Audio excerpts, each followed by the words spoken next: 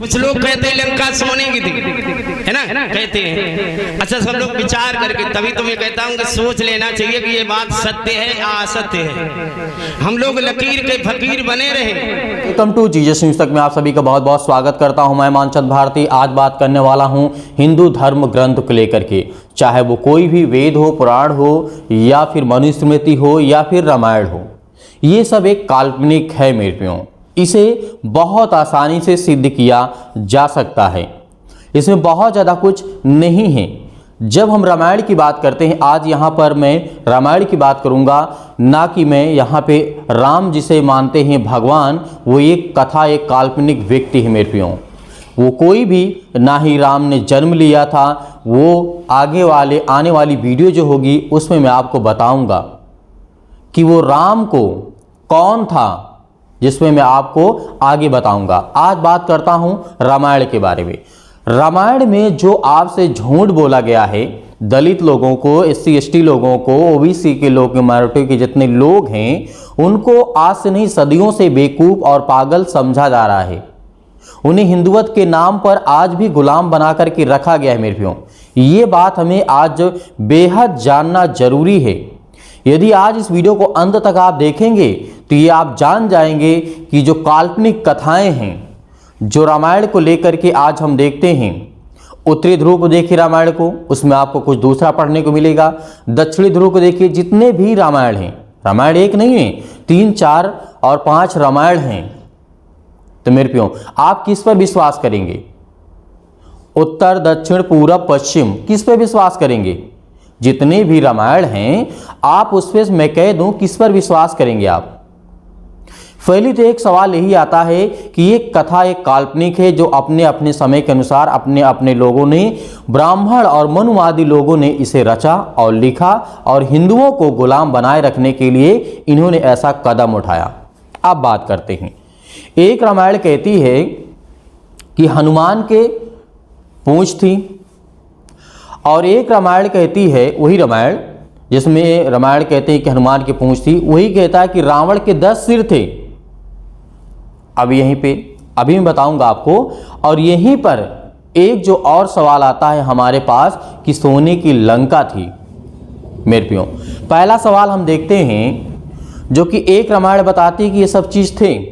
अब दूसरी रामायण क्या बताती है, आपको मैं वीडियो भी दिखाऊंगा, उसको देख लीजिएगा। वह हिंदू धर्म के ही लोग हैं जो ऐसी बातों को बता रहे हैं, समझा रहे हैं लोगों को कि जरूरी है आज इसे जानना, क्योंकि दलित, SC ST OBC की माइनॉरिटी के जितने लोग हैं, जितने लोअर कास्ट में आते हैं, उनको उन्होंने गुलाम बना करके रखा है अपने फायदे के लिए। जिस तरीके से बीजेपी आज अपने फायदे के लिए कोई भी कानून बना सकती है, यदि उनकी सरकार बनना चाहती है तो कोई भी कानून बनाने से तो बना देंगे, यदि हटाने से उनकी सरकार बनती है तो उसे हटा देंगे।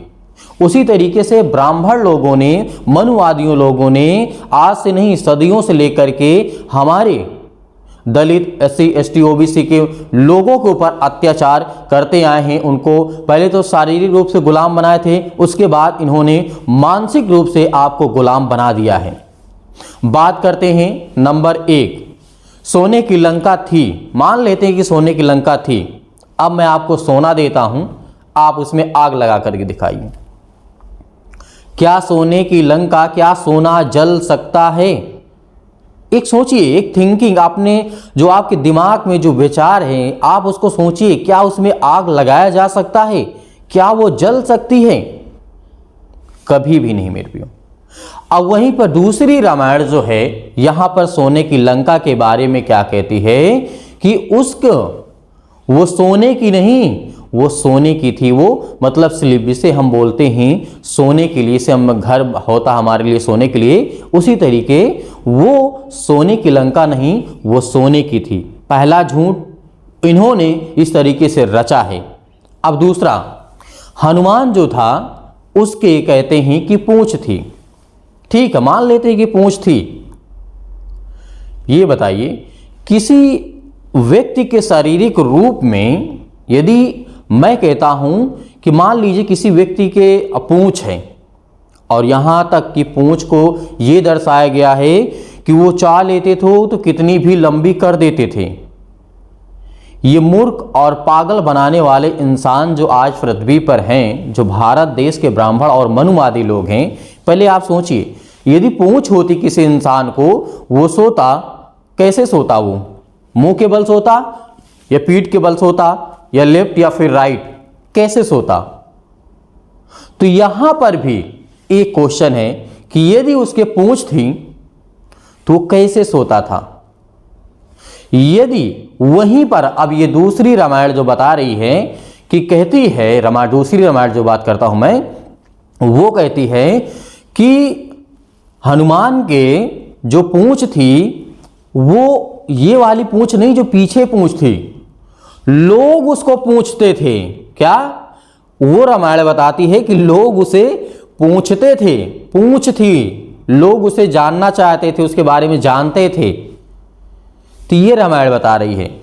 अब अलग अलग रामायण जो हैं वो अपने अपने तरीके से ये बताती हैं। तो मेरे प्रियो, ग्रंथ जो होता है, बाइबल को हम देखते हैं, सिर्फ एक बाइबल है, सिर्फ एक बाइबल है और कोई बाइबल नहीं है। जब परमेश्वर का दिया हुआ एक बाइबल है, हिंदू धर्म के अनुसार हम देखते हैं 4 वेद हैं, ऋग्वेद, सामवेद या यजुर्वेद, अथर्ववेद, और पुराण हैं, मनुस्मृति है, रामायण है, गीता है, भगवद गीता है, पता नहीं कितने ग्रंथ हैं। तो ये हमें पहले बात तो यही समझ करके हमें इग्नोर कर देना चाहिए कि एक कथा, एक काल्पनिक कहानी है मेरे प्रियो, इसमें कोई भी रुचि रखने की आवश्यकता नहीं है। आप अपने माइंड से सोचिए, रामायण, वो पहले वाली रामायण कहती है कि रावण के 10 सिर थे और दूसरी रामायण कहती है कि रावण के 10 सिर नहीं थे, वो जब क्रोध में आता था तो 10 सिर हो जाते थे। अब ये नई टेक्नोलॉजी, नई प्रवृत्ति पता नहीं कहां से आ गई है। अब हम किस रामायण पर हिंदू हमारे भाई जो हैं विश्वास करें? आज जिन दलितों को मारा जा रहा है, जिन ओबीसी SC ST लोगों को मारा जा रहा है, उनको दबाया जा रहा है, उनको हर एक चीज़ों से वंचित किया गया, पढ़ाई से, लिखाई से, धर्म को ही लेकर के मेरे प्रियो, क्योंकि आज हम ये जानते हैं कि धर्म के अनुसार आज सदियों से लोगों को मानसिक और शारीरिक गुलाम बना करके रखे थे। ये 3 सवाल थे, ना ही रावण के 10 सिर थे और ना ही सोने की लंका थी, और एक जो सवाल और था, ना ही किसी भी प्रकार का जो हम देखते हैं कि हनुमान के ना पूंछ थी। ये तीनों सवाल स्पष्ट करता हूं मैं, ये सब तीनों एक काल्पनिक, एक कथा, एक काल्पनिक है। न रावण के 10 सिर थे, ना हनुमान के पूंछ थी और ना सोने की लंका थी। ये आप कान खोल करके सुन लीजिए। अब जो मुझे बोलना था मैंने बोल दिया है। अब आप इस वीडियो क्लिप को देख लीजिए, जो कि हिंदू ही बैठ करके अपनी कथा भागवत में इस बात को बता रहे थे, लोगों को समझा रहे हैं। जानना जरूरी है मेरे प्रियो। तो आप इस वीडियो क्लिप को देखिए, उसके बाद आपके मन में जो हमारे हिंदू भाई हैं, जो अपने आप को कट्टरपन समझने वाले हैं, वो हमें कमेंट में गाली न देने से अच्छा है कि आप उसे अपना विचारधारा हमें बताइए कि आपकी विचारधारा क्या है। गाली दे करके गाली देंगे कोई फर्क नहीं पड़ने वाला है, क्योंकि आप एक अंधभक्त की तरीके जीते हैं। आप ना जानने की कोशिश करते हैं कि सच्चाई क्या है। तो परमेश्वर आपको इन्हीं बातों से आशीषित करे। आप इस वीडियो क्लिप को देखिए, उसके बाद जो भी आप ओवर थिंकिंग आपके पास है, आप सोचते हैं, आप हमें कमेंट बॉक्स में जरूर बताइएगा। परमेश्वर आपको, आपके परिवार को आशीषित करे। God bless you all of you. Thank you. का सोने की थी, है ना, कहते हैं। अच्छा, सब लोग विचार करके, तभी तो मैं कहता हूँ कि सोच लेना चाहिए कि ये बात सत्य है या असत्य है।